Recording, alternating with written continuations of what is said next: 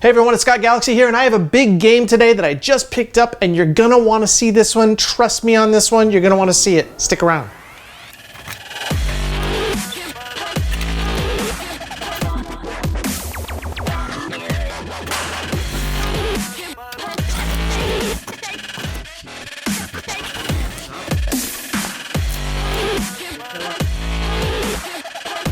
Genesis.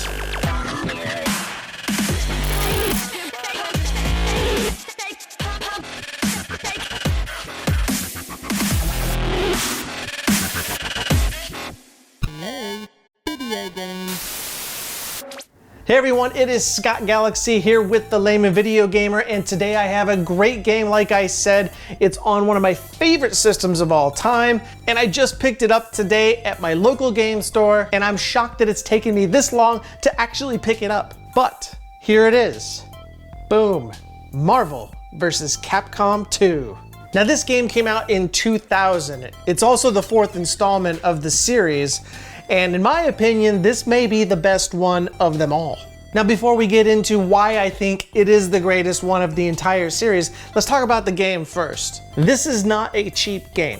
In fact, if you get it, it's probably going to run you anywhere between $50 to $100, and possibly more if you get it brand new. Now mine is not brand new. In fact, it's even got a couple of cracks on the case, but it still cost me $69 for this thing. And that's because this is one of the most beloved games on the Sega Dreamcast, and it's certainly one of the best ones.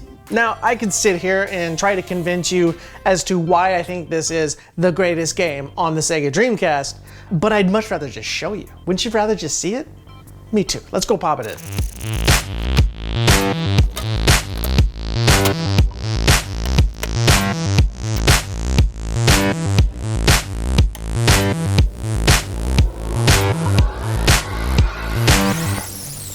Capcom presents. So here it is, Marvel vs. Capcom 2. Like I said, it's the fourth installment. There were three before it. There was X-Men vs. Street Fighter in 1996. There was Marvel Superheroes vs. Street Fighter in 1997.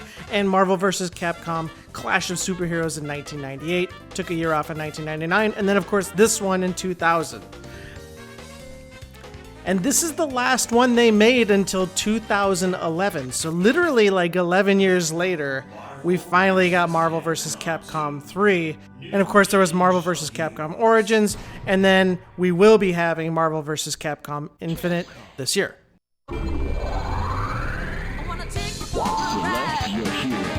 So this game has a roster of 56 playable characters. That is a huge amount compared to the previous iterations of the game. It has characters from Marvel, such as the Avengers, the X-Men, and of course it also has Capcom characters as well, including Street Fighter, Darkstalkers, and Mega Man. And it actually introduces 3 original characters. So in this version, in the Dreamcast version, you start off with 24 characters, and the other 32 characters you can unlock using experience points. And how you get experience points is by playing. And of course it keeps all your points on your VMU cards, and you can buy characters, you can buy different costumes, and it really is kind of a cool thing. I know it's little, but it really is cool.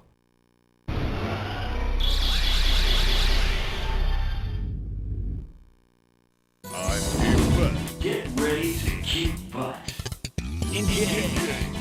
So of course, being a huge Marvel fan, I had to select my guy, Captain America.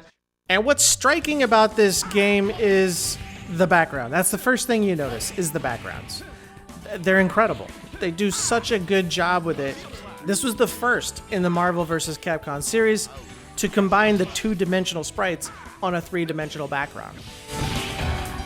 You've got like some sort of flying ship.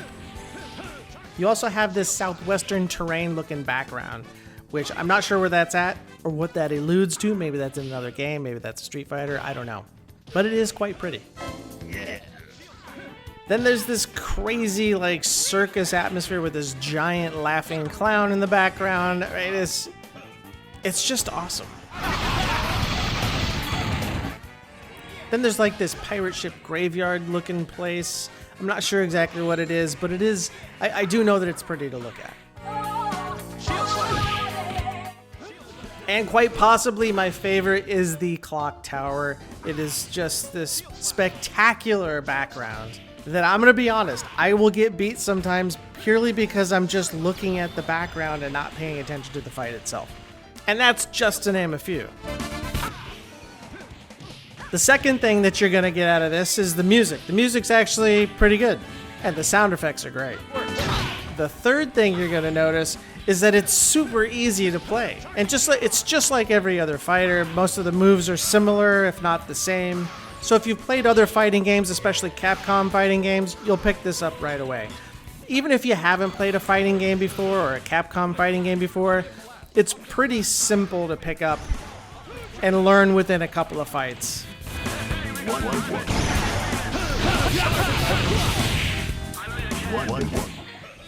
And the last thing you're going to notice is, well, you've probably already noticed it, I had to choose 3 characters. This game is different from the previous iterations, which only had 2 characters per team. This one you have 3, which makes it really, really interesting. And in my opinion, more fun. I'm not sure you could do more than 3. 4 is maybe a little too much, but I could be wrong. So each one of these characters possesses 3 different types of assists. If you call them in and they get hit, they will take some serious damage. If you leave them on the sideline while you're fighting, they actually get some of their health back. They'll regenerate their life gauges. And there is a timer, as you can see. So if the time runs out, the team with the most health left, and that's all 3 characters combined, wins. Time's over. You lose.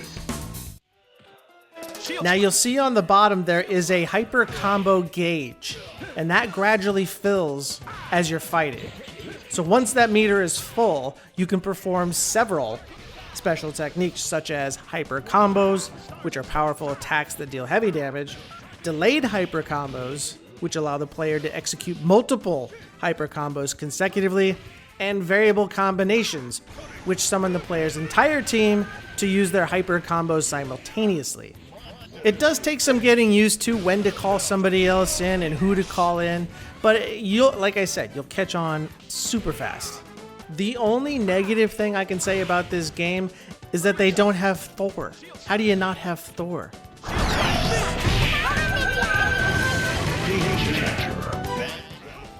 So you may be asking, how did it do? How did it review when it first came out back in 2000?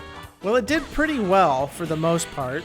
The Dreamcast version by far got the highest rating, and that's versus the PlayStation 2 or Xbox. And here's why I think that the Dreamcast version is the best. To me, the Dreamcast was built for things like this, was built for arcade games in particular. And they've had a few games where the actual port to the Dreamcast is better than the arcade version. So to me, this is the best Marvel vs. Capcom to this day. Hands down. And it's because the Dreamcast presentation of this is so well done. It's like playing in the arcade. And that's it. There you have it. That is Marvel vs. Capcom 2. Oh man, I almost had a heart attack there. So there you have it. That is Capcom's Marvel vs. Capcom 2 on the Sega Dreamcast. I could play this just days on end. And I think if you go get it, I guarantee you're gonna spend hours playing this thing. So with that being said, I'm Scott Galaxy. This has been another episode of the Layman Video Gamer. Thank you again for subscribing and following. Please, if you haven't subscribed, subscribe. Let me know what you think about all the games that I unbox. In the meantime, I'm gonna go play this thing. It's addicting, I'm telling you.